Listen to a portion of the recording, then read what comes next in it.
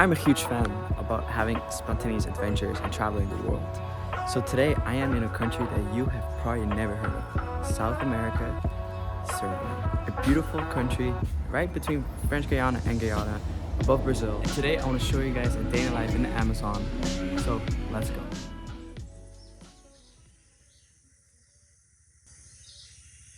Good morning guys. This was my bed last night. I also had like a little mosquito repellent that keeps the mosquitoes away, because otherwise I would have been like stung to death probably. So let's first show you guys how I shower. Then I'm gonna show you guys where I get my fresh fruit from, as there's one local shop at the entrance of the island. And then I'm gonna go swim in the Suriname River, and then I'll take you guys back to the mainland. Let's go shower.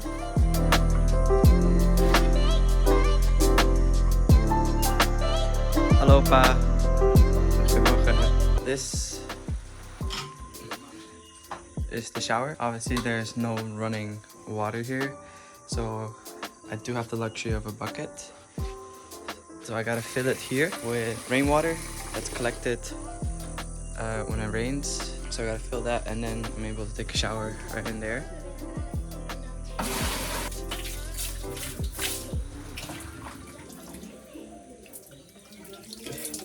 So I want to give you guys a quick tour of my house. Well, the house that I'm staying at, which is my grandpa's. He comes here only during the weekend to get away just from the busy city life. As for this area is very, very peaceful and quiet. Alright, so let's go inside. So this is the front porch, essentially. The front gate, you could call it. This is basically where I slept yesterday. My bedroom. This is like basically a front porch slash bedroom slash garage. It has it all. It's a very functional home. This, you could say, is technically the front door, but nobody really uses it, as we always just go around that way. This brings you into his bedroom slash like living room. And this gentleman brought us some fresh vegetables this morning that Grandpa is going to use later to cook some food with. Hi, Opa. Hello. So this is the kitchen slash dining area.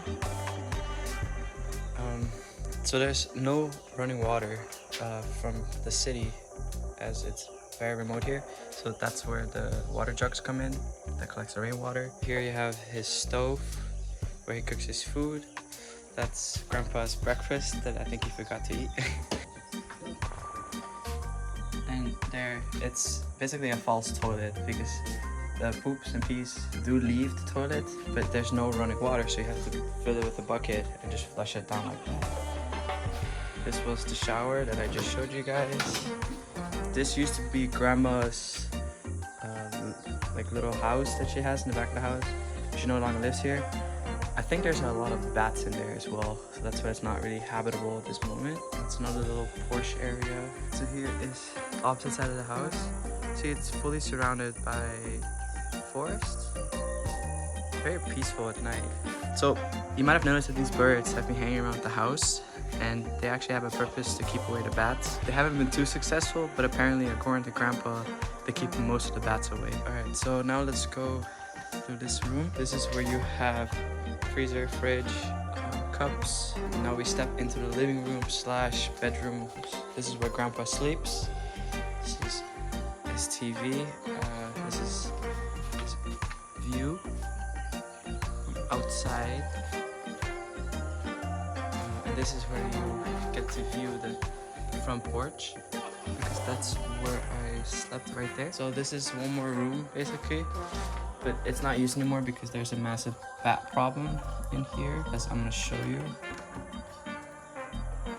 I'm not gonna go fully inside, but what's on the ground, those are bat feces. And there's another bird hanging in there. I don't know, we can't really use this room because there's bats in the walls, sadly. But that's just the life here. It's like getting an exterminator is just way too expensive and not really viable to get one on the island. That's basically the tour of the house. It's not very big, but it's very functional, I would say, in the sense that you know, everything has like a little purpose, a little designated area. So I'm gonna go to the front of the plantation and buy some locally grown fruit. I want to support the locals as well because there's not really many job opportunities. I mean, I could just pluck the fruit technically from the trees on my grandpa's land or some other, but I want to support the locals. So let's go. Let's hop on the motorcycle and let's grab some delicious breakfast. Ja, baby! Hallo. Heeft u ook meer papaya? Meer papaya, dat is nog niet populair. Dat is oké, ik neem deze wel. Ja. Hoeveel SRD? Hoeveel? 5, doe maar. Kijk, Dietra. Ja. Okay. Ja. The local fruit from this morning, basically from that tree. This beautiful fruit comes delicious. Let's open it. Let's have some breakfast. I'm gonna bet you that this fruit is basically perfect. Ready?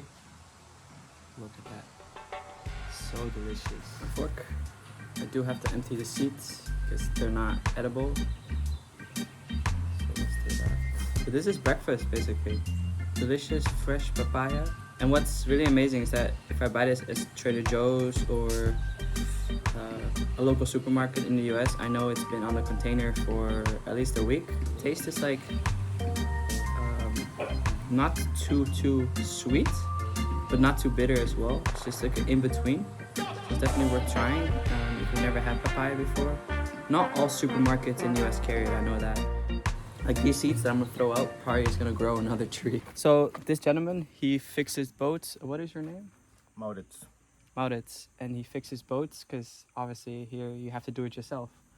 So could you explain to me what you're doing right now?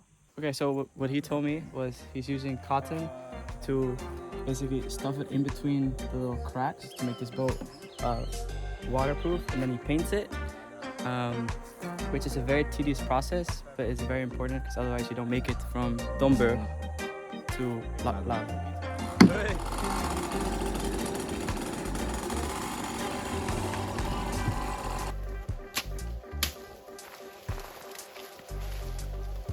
Sugar cane, pure sugar cane. So this is where your sugar comes from that you and I eat. And you can basically chop this, root it down, and you can suck on it, and it's very, very sweet.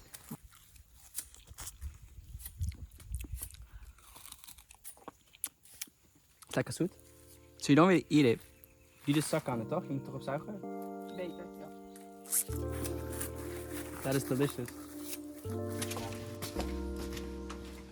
So what's in the water? Any piranhas? Yes. Ik heb een ketting kwijt. Huh? Ik heb een ketting kwijt. Serieus? Ja. Moet je ergens gebruiken. Shit!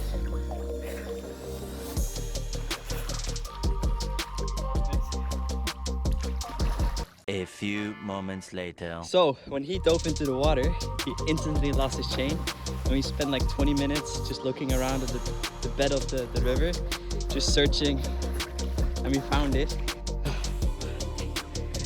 I got you. Thank you, bro. I got you. Yeah, it's an expensive piece of jewelry. And we didn't get eaten, you know, because there's a bunch of stuff, living animals on the sea, on the riverbed, so it can be a little scary just poking around. But thanks, we found it. He's a happy Thank you, man. Lord. He's a happy man, and I'm happy that I found it for him. I really suggest you visit Suriname. It's just a hidden treasure right here.